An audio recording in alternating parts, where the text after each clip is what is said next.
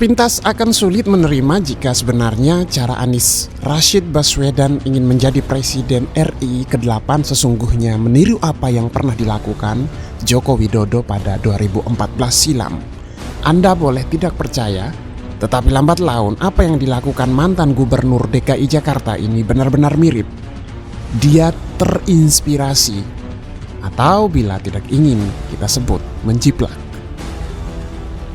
Tidak ada yang bisa menyangkal di balik label orang biasa saja Presiden Jokowi adalah seorang politisi tangguh. Buktinya banyak, mulai dari cara tidak biasa naik panggung politik ring 1 2014 hingga kemenangan elegan pada Perang Kadrun Cebong 2019. Jokowi adalah politikus ulung dengan strategi brilian yang belum menemukan tandingannya hingga saat ini. Bagaimana sosok orang biasa itu tiba-tiba bisa menjadi orang paling berkuasa di Nusantara? Rupanya diakui atau tidak, menjadi inspirasi para politisi yang bermimpi menggantikannya pada 2024. Siapa pemenangnya? Tentu yang paling bisa menerapkan strategi ATM alias amati, tiru, modifikasi gaya Jokowi. Strategi ATM Jokowi ini yang sekarang coba dijalankan oleh Anies Baswedan, disponsori oleh konglomerat media Surya Paloh dan di backup penuh oleh pengusaha dan politisi gaek Yusuf Kala. Tidak hanya Anies, Puan Maharani, Prabowo Subianto, Ridwan Kamil, apalagi Ganjar Pranowo kelihatan betul berlomba-lomba meniru jalan Jokowi. Lantas apa yang ditiru Anies Baswedan dari Joko Widodo? Banyak yang ditiru oleh Anies dari Jokowi. Berbeda dengan bakal calon presiden lain, Anies meniru Jokowi secara terbalik. Beberapa menyebutnya sebagai strategi antitesa. Ini sebenarnya sudah dibantah keras Partai Nasdem sampai-sampai harus memecat kadernya Zulfan Lindan yang mengungkapkan hal itu. Bukti ada strategi antitesa itu benar adanya. Ya, pemecatan itu sendiri.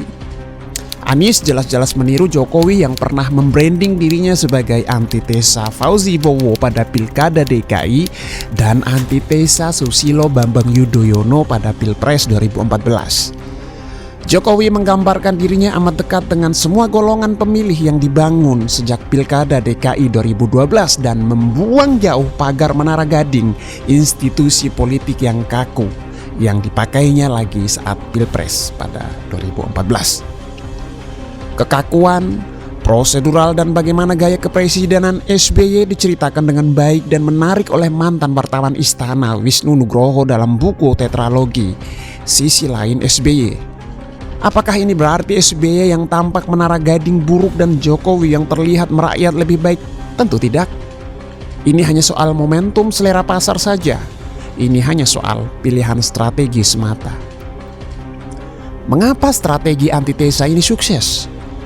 Karena pemilih dan yang dipilih pada dasarnya bekerja seperti hukum permintaan dan penawaran pasar. Jokowi datang saat kejumutan suplai atau pasokan akan institusi kepresidenan yang kaku dan berjarak dengan pemilih. Seperti algoritma iklan di internet, dia datang dengan penawaran yang diinginkan pemilih. Mengapa SBY memilih strategi jaim dalam politik? Karena ia dihadapkan pada problem besar kewibawaan lembaga kepresidenan pada waktu itu. Pada zaman SBY lah institusi kepresidenan kembali kuat setelah sekian lama turun pamor pasca reformasi. Lagi pula ia adalah presiden pertama dari militer setelah reformasi, sosok yang ditunggu halayak karena banyak yang kecewa dengan supremasi sipil setelah reformasi. Ia terbukti bisa menyelesaikan PR disintegrasi bangsa yang memuncak saat Gus Dur dengan pencapaian ikonik perdamaian Aceh, Helsinki. Anies sedang berantitesa pada Jokowi sebagaimana Jokowi melakukannya pada SBY pada 2014. Ini adalah pilihan terbaik. Selain ada kebutuhan pemilih akan sosok lembaga kepresidenan yang lebih berwibawa, juga Bayasi dan Anies bisa meniru SBY yang mampu mengkapitalisasi tragedi pemecatannya sebagai Menteri Megawati untuk meraih simpati pemilih Pilpres 2024. Anies adalah bekas menteri pecatan Jokowi dan kejadian ini bisa dikelola tim kampanyenya sebagai bahan anak yang dizolimi. Mengingat Anies dulu adalah bekas loyalis dan bahkan juru bicara Jokowi saat kampanye Pilpres 2014. Prestasi pecatan ini bahkan tidak dimiliki Agus Harimurti Yudhoyono, anak kandung SBY yang sekarang menahkodai Partai Demokrat. Surya Paloh dan Yusuf Kala tentu sangat paham bagaimana muncul kebutuhan pemilih akan sosok yang mampu membuat wajah istana kembali lebih berwibawa. Jokowi tidak bisa bersembunyi. Suka tidak suka, ia adalah petugas partai PDI Perjuangan yang harus bersalaman dan menunduk kepada ketua partai. Kejadian yang tidak pernah ada dalam khazanah perpolitikan Indonesia. Bagaimana seolah-olah marwah kepresidenan telah kalah di bawah wibawa partai. Image Jokowi dikempit oleh oligarki juga tak mudah hilang sebagai akibat pilihan merangkul investor besar guna modal untuk membangun infrastruktur. Bagaimana sepak terjang Jenderal Luhut Binsar Panjaitan dan Jenderal Muldoko di istana juga memberi gambaran bagaimana image Jokowi di bawah pengaruh militernya nyata adanya. Satu hal yang sengaja dia lakukan untuk mengimbangi tekanan partai politik dan tampaknya belajar dari sosok militer SBY. Belum lagi, begitu kerepotannya ia membuat kepolisian untuk tunduk dari mulai kasus cicak buaya, pelemahan KPK, hingga yang terbaru gaya hedon pejabat polisi yang menjadi sorotan masyarakat. Terus seberapa besar sih peluang Anies Baswedan? Anies membangun peluangnya menjadi presiden tidak dengan mencari restu Jokowi. Hal yang justru dikejar para pesaingnya seperti Puan Prabowo maupun Ganjar.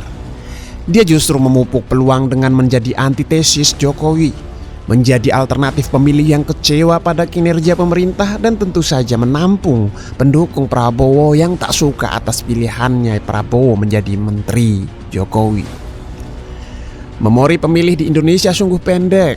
Jokowi akan mengakhiri masa gegap gempita kepemimpinannya di tengah krisis ekonomi global yang amat besar dan diramal ekonom-ekonom top belum pernah dialami sebelumnya.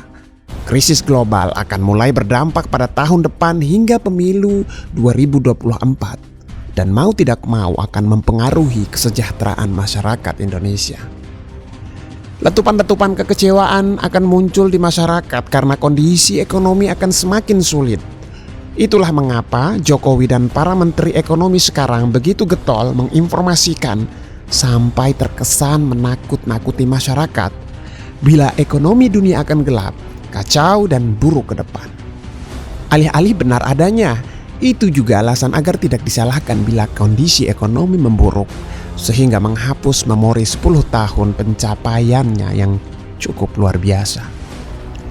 Anies adalah satu-satunya calon presiden yang memiliki peluang terbanyak bisa mengambil alih gerbong kelompok Islam pendukung Prabowo di 2014 dan 2019. Ini menjadi poin plus di tengah abstain dua ormas terbesar Indonesia, yakni Muhammadiyah dan Nahdlatul Ulama dari kontestasi politik.